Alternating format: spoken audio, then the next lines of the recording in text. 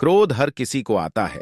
जब भी किसी की बात बुरी लगती है या किसी का व्यवहार पसंद नहीं आता है तो गुस्सा आ जाता है, और एक बार जब यह आता है तो फिर दिमाग से निकलने का नाम नहीं लेता। ऐसे में आप उस घटना को लेकर बैठ जाते हैं, उसके बारे में सोचते रहते हैं। हर समय वही बात दिमाग में घूमती रहती है। आप किसी से कोई भी बात करें, वह घटना बीच में आ जाती है। ऐसे में आप न चाहते हुए भी उस बारे में बात करने लगते हैं, उसकी शिकायत करने लगते हैं। और अगर उस समय वहां पर कोई बात करने वाला नहीं हुआ तो आप अपने आप से ही बातें करने लगते हैं, बड़बड़ाने लगते हैं। इस सब से उस व्यक्ति की सेहत पर तो कोई फर्क नहीं पड़ता, पर आपका नुकसान जरूर होता है। लेकिन अगर आप चाहें तो इस स्थिति से बच सकते हैं, इस नुकसान से खुद को बचा सकते हैं। कैसे? आइए जानते हैं महात्मा गौतम बुद्ध की इस कहानी के जरिए।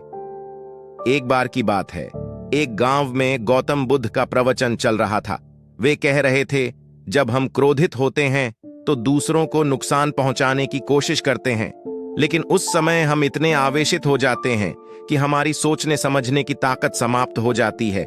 इसीलिए क्रोध में हम सही निर्णय नहीं ले पाते और अपना ही नुकसान कर बैठते हैं। बुद्ध की उस सभा में एक गुस्सैल स्वभाव का व्यक्ति भी शामिल था। उसे बात बात पर गुस्सा आ जाता था। आज भी वह अपने परिवार वालों से झगड़ कर आया था और उस समय भी उसके दिमाग में उथल पुथल मची हुई थी। इसलिए उसे बुद्ध की बातें अच्छी नहीं लग रही थीं। उसे लग रहा था कि जैसे बुद्ध उसे डांट रहे हों, सबके सामने उसकी बेइज्जती कर रहे हों। इससे उस व्यक्ति का क्रोध भड़क गया। वह अपनी जगह से उठा और बुद्ध के पास जा पहुंचा। इससे पहले कि कोई कुछ समझता, उसने बुद्ध के मुंह पर थूक दिया। यह देखकर वहां मौजूद लोग भड़क उठे और उस व्यक्ति के बारे में बुरा भला कहने लगे। लेकिन बुद्ध अभी भी अपनी जगह पर शांत बैठे हुए थे। उन्होंने अपना चेहरा पोंछा और बोले, क्या बात है वत्स, तुम्हें कुछ कहना है? उस व्यक्ति ने बुद्ध की बात का कोई जवाब नहीं दिया। वह बिना कुछ कहे वहां से चला गया। यह देखकर एक व्यक्ति से नहीं रहा गया। उसने बुद्ध से पूछा, महात्मन, उस मूर्ख व्यक्ति ने आपका अपमान किया और आपने उसे कुछ नहीं कहा। उसकी बात सुनकर बुद्ध धीरे से मुस्कुराए और फिर बोले, तुमने शायद उस व्यक्ति का चेहरा नहीं देखा। वह बहुत परेशान लग रहा था। मुझे लगता है कि वह किसी चिंता में घिरा हुआ था। इसलिए ऐसे परेशान व्यक्ति को क्या दोष देना? बुद्ध पर थूकने वाला व्यक्ति सभा से उठने के बाद अपने घर चला गया। वह दिन भर बेचैन रहा। उसे अपनी करनी पर पछतावा होता रहा। रात में भी वह सो नहीं पाया और बेचैनी में इधर उधर करवट बदलता रहा। अगले दिन वह फिर से बुद्ध की सभा में गया। वहां पहुंचते ही वह बुद्ध के चरणों में गिर पड़ा और रोने लगा। यह देखकर बुद्ध ने पूछा, क्या हुआ वत्स, तुम क्यों रो रहे हो? वह बोला, मैं वही दुष्ट व्यक्ति हूं जिसने कल आपका अपमान किया था।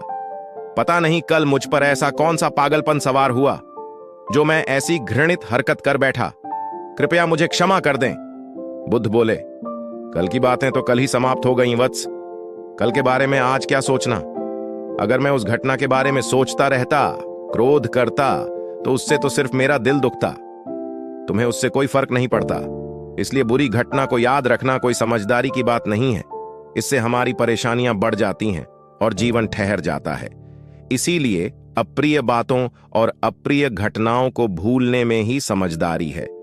जो व्यक्ति ऐसी घटनाओं को भूल जाता है वही जीवन में आगे बढ़ता है, और जो उनमें उलझा रहता है उसका जीवन चक्रव्यूह के समान हो जाता है, जिसमें से वह चाहकर भी बाहर नहीं निकल पाता है। दोस्तों, गुस्सा करना बिल्कुल ऐसा होता है कि जहर तो आप पिएं और कामना करें कि मर सामने वाला जाए। इसलिए जब भी कभी आपको गुस्सा आए तो इस बात को ध्यान में रखें कि अगर आप किसी से नाराज होते हैं और रूठकर चुपचाप बैठे जाते हैं तो आप अपना ही नुकसान करते हैं। इससे आपके समय का तो नुकसान होता ही है, आपके शरीर का भी नुकसान होता है। इसलिए अप्रिय बातों और अप्रिय घटनाओं को लेकर बैठना कोई हल नहीं है। बेहतर है कि उन्हें भूलकर आगे बढ़ें। तभी आप जीवन के प्रवाह के साथ अपने आप को जोड़ पाएंगे और जीवन का आनंद ले पाएंगे। हम में से ज्यादातर लोग यही समझते हैं कि हमारे दुखों का कारण कोई दूसरा व्यक्ति है, और जब हम ऐसा मानते हैं तो हम अपने स्व नियंत्रण की कमी और अक्षमता को अनदेखा कर रहे होते हैं। वास्तव में ये हम पर निर्भर करता है कि हम दूसरों के द्वारा प्रदान की गई नकारात्मकता को स्वीकार करते हैं या नहीं। अगर हम नकारात्मकता को स्वीकार करते हैं तो हम अपने पैरों पर कुल्हाड़ी मारते हैं, और जब हम उसे अस्वीकार कर देते हैं तो घृणा, क्रोध, हिंसा हर किसी से मुक्त हो जाते हैं।